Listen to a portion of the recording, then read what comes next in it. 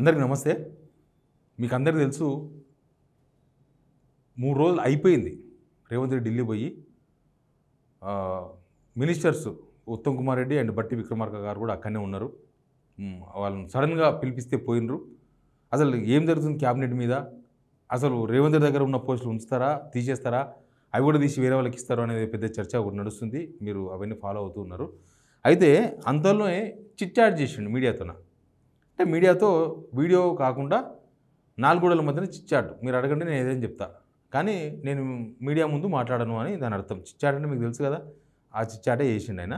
చిట్చాట్లో ఆయన ఎట్లా ఉన్నాడు, చిట్చాట్లో ఆయన ఎట్లా మాట్లాడిండు, ఏం మాట్లాడిండు, ఒక మనిషి కోపంతో ఉన్నాడా, లేకపోతే మంచిగా ఉన్నాడా, లేకపోతే ఇబ్బందికరంగా ఉన్నాడా, అసహనంతో ఉన్నాడా, ఇట్లాంటి విషయాలను కూడా మనసులో ముఖం చూస్తే అర్థమవుతుంది. అక్కడ ఉన్న రిపోర్టర్లు, మన తెలుగు వాళ్ళే, మన రిపోర్టర్లు అందరూ పోయినరు, చూసిండ్రు. తర్వాత ఏం జరిగింది, అసలు అక్కడ ఉన్న పరిస్థితులను ఆయన చెప్పిన చిట్చాటు, ఆయన ఫేస్ చూస్తే ఏమర్థమైంది జర్నలిస్టులకి, ఆ విషయాన్ని మీకు చెప్పే ప్రయత్నం చేస్తున్నా. అంతకన్నా ముందు సబ్స్క్రైబ్ చేయని వాళ్ళు మాత్రం మర్చిపోకండి, ఖచ్చితంగా సబ్స్క్రైబ్ చేయండి. ఇక సబ్జెక్ట్లో పోతే, చిట్చాట్ చేసిన మామూలుగానే ఈ లీడర్స్ అంతా మళ్ళీ భవిష్యత్తులో దొరకొద్దు, మనం వీడియో ఉంటే ప్రూఫ్ ఉంటుంది, వీడియో అట్లా ఉంటుంది, ఎప్పుడు చూసినా యూట్యూబ్లో దొరుకుతుంది ఏదో ఛానల్లో. ప్రూఫ్ లేకుండా మాట్లాడాల్సినప్పుడు చిట్చాట్ ఇలాంటివి చేస్తూ ఉంటారు. చిట్చాట్ అంటే బాత్కాని, అంతకుమించి ఏం లేదు, జస్ట్ బాత్కాని. ఇది కూడా ఏమన్నా అంటే చాలా ఇంపార్టెంట్ వర్డ్. ఆయన మాట్లాడిన ఒక 10 లైన్లు ఉంటుంది, కానీ ఒక 2-3 ఢిల్లీలో జరుగుతున్న పరిణామాలు ఏమున్నాయి అని చెప్పడానికి ఇది ఒక్కటి చాలు. ఏంటంటే, నా దగ్గర ఉన్న శాఖలనే కొత్త మంత్రులకి కేటాయిస్తా. తన దగ్గర ఏమేమి శాఖలు మీకు తెలుసు కదా, 3 ఇంపార్టెంట్ శాఖలు: విద్యాశాఖ, హోమ్ అండ్ మున్సిపల్ డిపార్ట్మెంట్. అవి కాక ఇంకొక 11 ఇంకా 11 ఉన్నాయి, G8తో కలిపి 11 శాఖలు ప్లస్ మొత్తం ఆయనతో 13-14 శాఖలు ఉన్నాయి రేవంత్ రెడ్డి దగ్గర. మరి నా దగ్గర ఉన్న ఇచ్చేస్తా అంటుండు. దాని అర్థం ఏందో మీరు అర్థం చేసుకోవాలి. నేను మళ్ళీ చెప్తా, పాయింట్ మొత్తం చదివినాక పాయింట్ బై పాయింట్ మాట్లాడదాం. కొత్త మంత్రుల శాఖల మీద క్లారిటీ ఇచ్చిన సీఎం ప్రకటనతో పాత మంత్రుల వద్ద శాఖల్లో మార్పు లేనట్లేనా? సీఎం దగ్గర హోమ్, మున్సిపల్, క్రీడలు, విద్యతో పాటు ఇంకొక కీలకమైన 11 శాఖలు. దీంతో పాటు ఇంకొక మాట మాట్లాడాడు. నేను ఢిల్లీకి వచ్చింది క్యాబినెట్ విస్తరణ మీద కాదు, క్యాబినెట్కు సంబంధించిన అంశం కాదు, కర్ణాటకలో కులగన్న వేస్తారంటే దానికి సజెషన్ చేయడానికి వచ్చినా అని చెప్పిండు. ఇవన్నీ మాట్లాడదాం.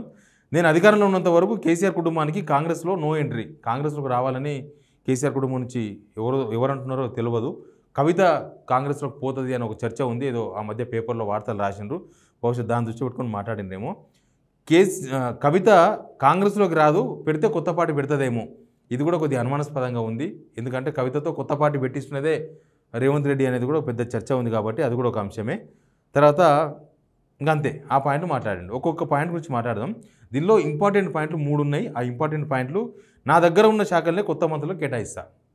నిజంగా కర్ణాటక లెక్కనో కులగన్న చేస్తే ఈయన ఉండి అక్కడ పాఠాలు చెప్పాలన్నా? రేవంత్ రెడ్డి 3 రోజులు పాలనంతా గాలికి వదిలేసిపోయి పాఠాలు చెప్పాల్సిన అవసరం ఉందా? పోనీ ఇక్కడ ఏమైనా సక్సెస్ అయిందా కులగణన? కర్ణాటక మనకన్నా కర్ణాటకనే బాగా అయింది, మన దగ్గరనే చాలా చండాలంగా అయింది. అసలు ఏ కులం ఏందో చెప్పకుండా బీసీలు మొత్తం ఇంత అన్నారు, బీసీల్లో ఏ కులం ఎంతో చెప్పలేదు. ప్లస్ ఇప్పటికీ ఇంకా కులగన్న చేయని ఇండ్లు చాలా ఉన్నాయి, లక్షల ఇండ్లు ఉన్నాయి కులగన్న చేయనివి. లక్షల ఇండ్లు అంటే లక్షల మంది అని అర్థం. ఇంకా ఇక్కడ సక్సెస్ అయిందని చెప్పే ప్రయత్నం ఇది. అయితే ఒక మీటింగ్ జరిగింది, కులగన్న మీద ఒక మీటింగ్ జరిగింది. ఆయన చెప్పింది అబద్ధం అని చెప్పడానికి నా దగ్గర ఒక ప్రూఫ్ ఉంది, అది చూపిస్తాను మీకు. కర్ణాటకలో కులగన్న గురించి నేను ఏదో పాటలు చెప్పడానికి అన్నారు కదా రేవంత్ రెడ్డి గారు. ఇగో ఫోటో ఇది, కర్ణాటక కులగన్నకు సంబంధించిన సమావేశం ఇది. ఈ సమావేశంలో మల్లికార్జున ఖర్గే ఉన్నారు, ఆయన కర్ణాటక రాష్ట్రం ఆయన్నే, సేమ్ టైం ఏఐసిసి ప్రెసిడెంట్. తర్వాత ఇక్కడ చూడండి, రాహుల్ గాంధీ గారు ఉన్నారు, హిమాచల్ ప్రదేశ్ ముఖ్యమంత్రి ఉన్నారు. వాళ్ళకున్నది 3 రాష్ట్రాలు. కర్ణాటక ముఖ్యమంత్రి ఉన్నారు, కర్ణాటక డిప్యూటీ సీఎం ఉన్నారు, కేసీ వేణుగోపాల్ ఉన్నారు. ఎన్ని ఫోటోలు చూసినా వాళ్ళే ఉన్నారు, ఏ ఫోటోలు చూసినా వాళ్ళే ఉన్నారు. రేవంత్ రెడ్డి ఏనాడు ఈయన కులగన్న సక్సెస్ చేసినా అని అక్కడ వాళ్ళకు పాఠాలు చెప్పిన అన్నారు కదా, ఏడున్నారు ఫోటోలో, అది అబద్ధం. ఇంకొకటి, ఒకవేళ క్యాబినెట్ గురించి చర్చ జరగలేదనుకున్నప్పుడు నా దగ్గర ఉన్న శాఖలనే కొత్త మంత్రులకు కేటాయిస్తాను ఎందుకన్నాడు? ఆయన దగ్గర ఉన్న శాఖల విషయంలో పెద్ద గొడవ నడుస్తున్నది. ఆ గొడవ ప్లస్ అసహనం, అందుకే నేను టైటిలే పెట్టిన రేవంత్ చిట్టపట అని. ఎందుకంటే పాపం మా జర్నలిస్టుల మీద అరిచిందట, పోయి మా జర్నలిస్టుల మీద కసామిస్తానంట, ఫుల్ ఫైర్ అంట క్యాబినెట్ గురించి మాట్లాడితే. ఏంది ఆయన అన్నదానిలో అర్థమైందంటే, నా దగ్గర ఉన్న శాఖలే జూనియర్లకు ఇస్తా అని. యాక్చువల్గా ఇప్పుడు హైకమాండ్ ఒక ప్లాన్ చేసింది. నా సిగ్నల్ టీవీ చూసే వాళ్ళకి అందరికీ తెలుసు, పర్టికులర్గా ఈ వీడియో చూసే వాళ్ళకి మళ్ళీ చెప్తాను నేను. రేవంత్ రెడ్డి దగ్గర ఉన్న 14 శాఖల్లో 3 ఇంపార్టెంట్ శాఖలు విద్యాశాఖ, మున్సిపల్ శాఖ, హోమ్. ఈ 3 రేవంత్ రెడ్డి దగ్గర నుంచి తీసేసి సీనియర్లకు ఇవ్వాలనే ప్లాన్ ఒకటి నడుస్తుంది. ఉటావుడిన అందుకే ఉత్తమ్ కుమార్ రెడ్డిని, బట్టి విక్రమార్కని ఢిల్లీకి పిలిపించుకున్నారు అనేది నడుస్తున్న చర్చ. ఈయన దగ్గర ఉన్న 3 శాఖలు వీకేస్తే ఈయన ఉత్తమ మంత్రి అవుతాడు, ముఖ్యమంత్రి కాదు, ఉత్తమ మంత్రి. అంటే ఇంకేం ఉండదు మనకి. ఇట్లా కంది పొరక బాగా వండిన తర్వాత ఎండబెట్టినాక ఏం చేస్తాం, ఇట్లా సమృద్ధి ఏముంటుంది, పొరక మిగులుతుంది, కందులను రాలిపోతాయి. ఇప్పుడు ఈయన ఉత్తమ ముఖ్యమంత్రి అవుతాడు, ఈయన దగ్గర శాఖలు ఏమి ఉండవు, అన్నీ రాలిపోయాయి అప్పటికే. బహుశా ఆ అసహనంతో ఈయన మాట్లాడుండొచ్చు. అంటే నేను వీళ్ళకి ఇవ్వద్దు, అవసరమైతే జూనియర్ల కన్నా ఇస్తాను ఆ శాఖలు, కానీ వీళ్ళకి మాత్రం ఇవ్వద్దు అని బహుశా ఆయన అనుకుంటున్నాడేమో. కానీ హైకమాండ్ స్కెచ్ వేరే ఉన్నది అనేది పెద్ద చర్చ నడుస్తున్నది. హైకమాండ్ అక్కడ ఉన్న వాళ్ళు, ఢిల్లీలో ఉన్నవాళ్ళు, వీళ్ళు మంత్రులే కాదు, చాలామంది ఢిల్లీకి ఇక్కడికి రాయబారి నడిపే వాళ్ళు చాలామంది ఉంటారు. ఢిల్లీలో తెలిసిన వాళ్ళతో ఫోన్ మాట్లాడే వాళ్ళు చాలామంది ఉంటారు. అక్కడున్న లెక్క ప్రకారం రేవంత్ రెడ్డిని అసహనానికి గురి చేసిండ్రు. రేవంత్ రెడ్డి అసహనానికి గురవుతున్నాడు. రేవంత్ రెడ్డి ఫుల్ ఫ్రస్ట్రేషన్తో ఉన్నాడు. వాళ్ళు చెప్తే మనం నమ్మాలనా అంటే మా రిపోర్టర్లతోనే అదంతా జరిగింది. ఏం జరిగిందంటే చాలా కోపంతో కనిపించిండు, ముఖంలో నవ్వు లేదు. తర్వాత మా వాళ్ళు ఏమైనా క్వశ్చన్ అడిగితే కరిచేస్తున్నాడంట వాళ్ళ మీద, మీడియా రిపోర్టర్ల మీద.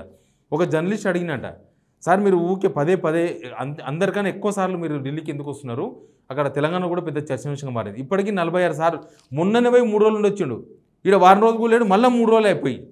అడుగుతారు కదా జర్నలిస్ట్ అన్నాక ఆ క్వశ్చన్లు అడగడా.